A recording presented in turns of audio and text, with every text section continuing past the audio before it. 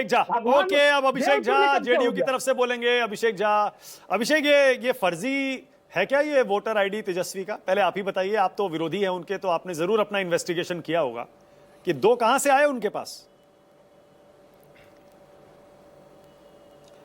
अब तेजस्वी जी के पास या उनके लोगों के पास कितनी सारी चीजें फर्जी हो सकती हैं, इसका आकलन तो बिहार के लोग इतने लंबे समय से कर ही रहे हैं। ऐसे हम सर्टिफिकेट देने वाले कोई नहीं होते हैं। चुनाव आयोग एक स्वायत्त संस्था है और उन्होंने तफ्तीश की है, जांच की है और जांच के बाद इस निष्कर्ष तक पहुंचे हैं कि तेजस्वी यादव जी ने उस दिन जो एपिक नंबर की चर्चा की थी वो फर्जी है। वोटर आईडी कार्ड को सबमिट करने के लिए चुनाव आयोग ने कहा है और कानूनी कार्रवाई की भी बात कही जा रही है। तो हमको इसमें क्या कहना होगा? चुनाव आयोग ने स्वतः सारी बातें जब स्पष्ट कर दी हैं तो एलिगेशन तो सामने आ चुके हैं, ठीक है, और हम उम्मीद ही क्या कर सकते हैं। उस दिन तेजस्वी यादव जी ने जिस तरह की सनसनी फैलाने की कोशिश की और उसका एपी सेंटर बिहार को बनाया कि भाई नेता प्रतिपक्ष का नाम ही अगर वोटर लिस्ट से कट जा रहा है तो आम लोगों के साथ क्या होगा, कुछ घंटों तक तो ये बात एकदम कंफ्यूजन पैदा करने वाली हो गई थी। वो तो चुनाव आयोग का धन्यवाद है कि उन्होंने सामने आकर बताया कि भाई उनका नाम वोटर लिस्ट में है। तो हमें लगता है कि इस तरह की चुनाव आयोग कैसा काम कर रहा है आदत में शुमार हो चुनाव आयोग बढ़िया काम कर रहा है।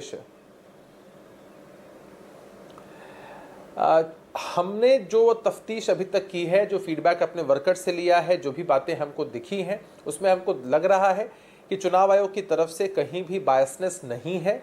हम तो ये मानते हैं कि एक भी वोटर का नाम छूटना नहीं चाहिए और फर्जी लोगों का नाम जुटना नहीं चाहिए।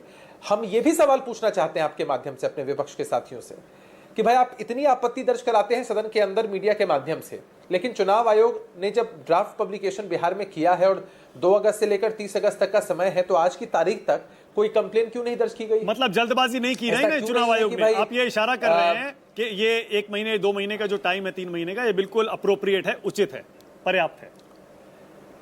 नहीं, हमने शुरू में इस बात को कहा था मानक जी, और बड़ी साफगोई से कहा था कि जब बिहार में यह प्रक्रिया हो रही है तो चैलेंजेस तो निश्चित रूप से हैं। समय सीमा को लेकर चैलेंज है, बिहार की भौगोलिक दृष्टिकोण से जो बनावट है उसको लेकर चैलेंज है, बारिश का मौसम है, बाढ़ का समय है, इसको भी लेकर चैलेंज है। लेकिन हमने कभी आयोग की मंशा पर सवाल नहीं उठाया है। ठीक है, ओके। स्वायत्त संस्थाओं पर, संवैधानिक संस्थाओं पर ही अगर हम सवाल उठा देंगे तो फिर बचेगा क्या? लेकिन ऐसा लग रहा है अभिषेक, आपकी जो पार्टी है ना, ये किनारे पर खड़े होके सारा ये झगड़ा देख रही है और खुद को इससे ना दूर रख रही है। चुनाव आयोग ने प्रक्रिया शुरू की, आपने कुछ नहीं कहा। आप कह रहे हैं हमने चैलेंजेस की बात की, चुनाव आयोग बढ़िया काम कर रहा है, बायसनेस नहीं है। फिर सुप्रीम कोर्ट ने कह दिया भाई आधार, राशन, वोटर आईडी मान लो, तो आपने कहा हाँ जी ये भी ठीक है। अब फिर सुप्रीम कोर्ट कह रहा है कि नहीं 65 लाख नाम दे दो, आप कह रहे हैं ये भी ठीक है। तो समझ नहीं आ रहा आपका स्टैंड है क्या?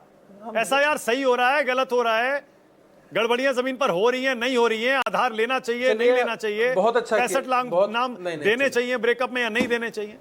माना को राम जनों के बैठ के जगत तमाशा दी। चलिए, बहुत अच्छा किया मानक जी। आपने तो अपनी तरफ से पूरी कोशिश की हमारी पार्टी की इमेज को खराब करने के लिहाज से सवाल पूछने की पूरी कोशिश आपने की, चलिए इसके लिए आपको साधुवाद है। नहीं। लेकिन मैं अभी भी आपको बताता हूँ, नहीं रुक जाइए, नहीं मुझे बोलने दीजिए। अब आप मुझे बोलने दीजिए कि बिहार के आम जनमानस से पूछिएगा, किसी भी बुद्धिजीवी इंसान से पूछिएगा, चुनाव आयोग जो काम कर रहा है वो एक रेफरी का काम है। जब हम किसी गेम में जाते हैं, हमको अंपायर पे, रेफरी पर भरोसा नहीं है तो हमको वो गेम नहीं खेलना चाहिए। हमने शुरू में कहा था कि चुनाव आयोग के द्वारा कराए गए चुनाव से अगर तेजस्वी जी विधायक बनते हैं, राहुल जी सांसद बनते हैं, तो एकदम जोश में एक्सेप्ट करते हैं कि जनता की जीत हुई है। हार जाते हैं तो ठीकरा फोड़ देते हैं। रेफरी पर भरोसा नहीं है, गेम मत खेलिए। हमें रेफरी पर भरोसा है और हमको किनारे रहते ही आपको इलेक्शन कमीशन पर भरोसा है, सवाल नहीं उठाने, आपका राइट है। नहीं, एक सेकंड, मैं उस पर बिल्कुल सवाल नहीं उठा रहा हूं। और प्लीज इसको इस तरह मत देखिए मेरे सवालों को कि आपकी पार्टी की छवि को खराब करने वाला सवाल है, बिल्कुल नहीं है। ये फैक्ट बता रहा हूं मैं, वरना आप बताइए Aadhaar card, ration card, voter ID card मान्य होना चाहिए, ये सुप्रीम कोर्ट ने कहा, उसके बाद ही आपने कहा नहीं हाँ ये सही है। पहले आपको बोलना चाहिए था कि नहीं इन डॉक्यूमेंट्स को भी मानिए। 65 लाख का डेटा जो हटाया गया उसका पूरा देना चाहिए, आज भी आपसे कह रहे हैं, पहले बोलना चाहिए। मानक जी 10 सेकंड, देखिए आपके सवाल में ही जवाब है, आपके सवाल में ही मानक जी जवाब है। आपने कहा कि सुप्रीम कोर्ट के कहने के बाद आपने कहा हाँ होना चाहिए। हाँ भाई, हम आज भी कहते हैं सुप्रीम कोर्ट अगर कल होके कोई और निर्णय लेता है तो भी हम कहेंगे कि हाँ यही होना चाहिए, क्योंकि हम सुप्रीम कोर्ट के फैसले के साथ हैं, हम न्यायिक प्रक्रिया पर भरोसा करते हैं। हमारा स्टैंड उसको लेकर नहीं था। चुनाव आयोग ने जब बताया कि इन इन चीजों को हम नहीं ले सकते हैं, ऐसा ऐसा बात ही है, हमने कहा ठीक है भाई। 65 लाख नाम सही काटे गए हैं क्या? एकदम निष्पक्ष इरादे से आगे सही काटे गए हैं क्या 65 लाख? ऐसा है मानक जी, ऐसा है मानक जी, मैंने 4 विधानसभाओं का दौरा किया है और मैं बस 30 सेकंड में अपनी बात आपके सामने रखता हूं कि एक विधानसभा में 350, 350 और 450 तक बूथ हैं। एक विधानसभा में एवरेज 27,000 लोगों के नाम कटे हैं। ऐसा आप देखें तो हर बूथ पर लगभग 180-70 ऐसे नाम कटे हैं। अगर पार्टीज के पास बीएलए हो, बूथ लेवल एजेंट्स हो, बूथ लेवल ऑफिसर्स हो, तो इस बात की पूरी तफ्तीश हो सकती है कितने लोग इसमें मृत हुए। चूंकि इलेक्शन कमीशन इन्होंने झूठ बोला है शुरू में, इलेक्शन कमीशन ने बूथ के हिसाब से कटे हुए नामों की सूची दे दी है, प्रदान कर दी है। तो हमारी पार्टी इस पूरे काम में लगी हुई है और मैं भी 4 विधानसभा में उपस्थित था, इसलिए आपके शोज में भी नहीं उपलब्ध हो पा रहा था। तो हम इसकी तफ्तीश में लगे। हमको अगर एक भी नाम दिखाई देगा, हम निश्चित रूप से अपनी आपत्ति दर्ज कराएंगे। हमको जहां लगता है कि किसी व्यक्ति का नाम नहीं जुड़ा है डॉक्यूमेंट्स के आधार पर, तो हम बीएलओ से ठीक है। अच्छा अभिषेक, एक सवाल और अभिषेक, ये तो मान लीजिए ना 65 लाख नाम वहां से कटे, तो मतलब इलेक्शन कमीशन भी मान रहा है कि वो गड़बड़ियां थी, गलत नाम जोड़े गए थे। उसी तरह राहुल गांधी कह रहे हैं कर्नाटक की एक सीट हमने उठाई है, वहां पे 1 लाख गड़बड़ियां हैं। वोटर लिस्ट में गड़बड़ियां तो है ना, बेईमानी है या नहीं वो अलग सवाल है। अच्छा एक बात बताइए, बेईमानी पे मत जाइए। देखिए मैं बहुत सिंपल तरीके से आपको बताता हूं कि वोटर लिस्ट का रिवीजन तो समय समय पर होना ही चाहिए। लंबे समय के बाद हो रहा है तो इस पूरे कालखंड में इतने लोगों की मृत्यु हो गई होगी या इतने लोग विस्थापित हो गए। तेजस्वी यादव सरीके हमारे कुछ ऐसे लोग होंगे जिनके 2-2 ईपीआईसी नंबर होंगे, तो ऐसे लोगों की छटनी तो होगी ही ना।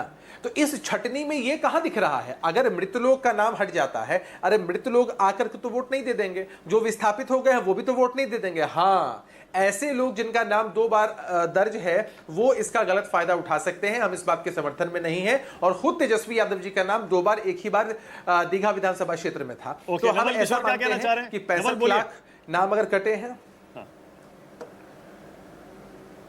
हाँ बोलिए नवल किशोर, माना जी 10 सेकेंड। हाँ बोलिए जल्दी से नवल किशोर बोलिए। सुन पा रहे हैं नवल भाई, सुन रहे हैं?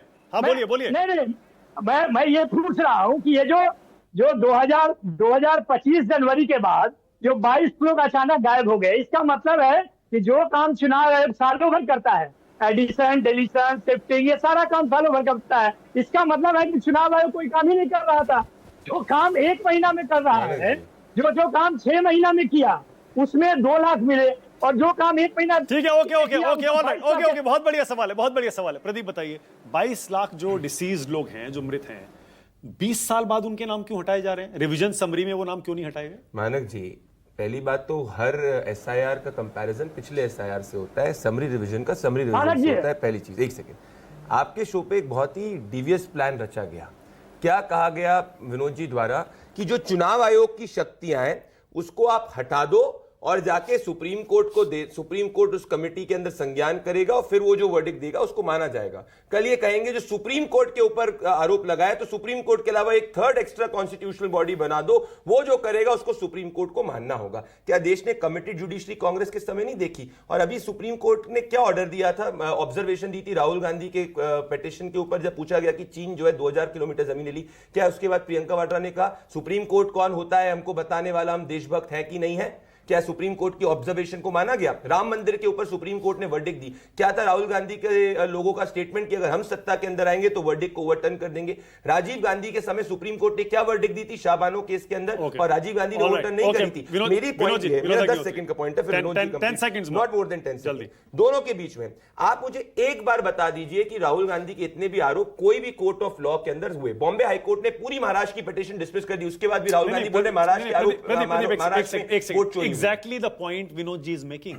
वो कह रहे हैं अगर कोई झूठे आरोप लगाता है, सुप्रीम कोर्ट जाता है ना मामला, 1 मिनट, और सुप्रीम कोर्ट से अगर किसी को झटका लगता है उसके बाद जनता की अदालत में ही जाना होता है ना उस नेता को, वहां से हारता है, फिर वो बात वहां बिल्कुल से सही उसको है। मुंह की खानी पड़ती बिल्कुल है। सही है। मतलब पब्लिक में नेता की इमेज सबसे इंपॉर्टेंट होती है, क्रेडिबिलिटी बिल्कुल इंपॉर्टेंट सही है। होती मैं है। बिल्कुल इससे आप सहमत सुप्रीम हूं। कोर्ट को नहीं मानेंगे, जनता की अदालत में जाएंगे, वहां से मुंह की खा नहीं, के पर आएंगे। सुप्रीम कोर्ट- यही होता है ना, नहीं, मानव सिस्टम जी, यही तो है। एक तो जनता की अदालत होती है, पर विनोद जी, आप क्या कह रहे हैं? सुप्रीम कोर्ट को नहीं मानना एक एंटी डेमोक्रेटिक और प्रो इमरजेंसी माइंडसेट है। ये बड़ा ओके, विनोद खतरनाक है। विनोद जी बोलिए। पहली बात भंडारी जी ने कहा कि मैं फिर सुप्रीम कोर्ट के ऊपर भी एक्स्ट्रा कॉन्स्टिट्यूशनल अथॉरिटी की बात करूंगा।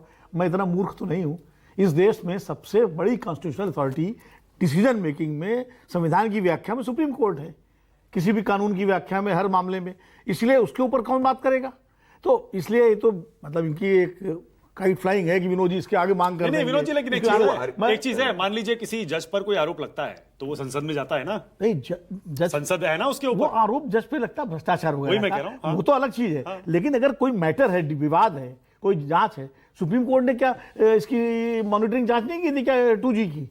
नहीं करवाई थी क्या? करवाई ना। उस पर केस रजिस्टर हुआ कि नहीं रजिस्टर हुआ? जेल गए लोग कि नहीं जेल गए? जितने इसके पहले सारे स्कैम्स हुए हैं, सबने सुप्रीम कोर्ट में हुआ है। उसकी सीबीआई जांच सुप्रीम कोर्ट के कहने पर उसकी दी गई, कॉमनवेल्थ की, सबकी। तो सुप्रीम कोर्ट के कहने पर चारा घोटाले की जांच हुई, सीबीआई हाई कोर्ट ने दी थी। तो ऐसा नहीं, जितने उदाहरण ये दे रहे हैं उतना उदाहरण मैं भी दे सकता हूं कि, और सुप्रीम कोर्ट कोई माने या ना माने फैसला तो बाध्यकारी होता है ना उसका। जो सही बात है, मानना पड़ेगा। मानना पड़ेगा, बाध्यकारी होता है। अब इसलिए, और ये कोई वैसा मामला नहीं है कि आप संसद से कानून बदल दीजिए, ये एक मसले का जांच है। और सुप्रीम कोर्ट की मॉनिटर कमेटी अगर जांच करके रिपोर्ट देती है सुप्रीम कोर्ट को, और उसमें चुनाव आयोग सहयोग करे, मैं तो कह रहा हूं चुनाव आयोग के लोग शामिल किए जाए। मेरा कहने का मतलब यह है, चूंकि चुनाव आयोग इसमें पार्टी बना हुआ है, अपोजिशन ने चुनाव आयोग पर सीधा आरोप लगाया। भाई अगर थानेदार पे आरोप कोई लगाता है कि थानेदार ये गड़बड़ कर रहा है, तो जांच कौन करता है? एसपी करता है ना उसके ऊपर। लाइन हाजिर किया जाता है। नहीं, लाइन हाजिर ना भी करो उसको, लाइन हाजिर ना भी करो, जांच होती है उसकी, तो एसपी करता है ना, ऊपर का अधिकारी करता है ना। इसलिए जो मैंने कहा सुप्रीम कोर्ट, बाकी तो वही चुनाव आयोग करे, अच्छी बात है, मुझे चुनाव आयोग पर भरोसा है, लेकिन विपक्ष को नहीं। और वैसे भी फेडरलिज्म है हिंदुस्तान में, स्ट्रक्चर ऐसा है, आपको पता है कि चुनाव आयोग के भी अपने कर्मचारी बहुत कम है। चुनाव आयोग पूरे देश में जो काम करता है वो सारे राज्य सरकार के कर्मचारियों से ही अपने काम करवाता है, और सारे अलग अलग राज्यों में आपको पता है अलग अलग पार्टियों की सरकारें हैं। चलिए डिबेट यहीं खत्म करते हैं। इस मुद्दे पर आप क्या सोचते हैं कमेंट में बताइएगा। छोटा सा ब्रेक ले रहा हूं, देखते रहिए न्यूज़ 24।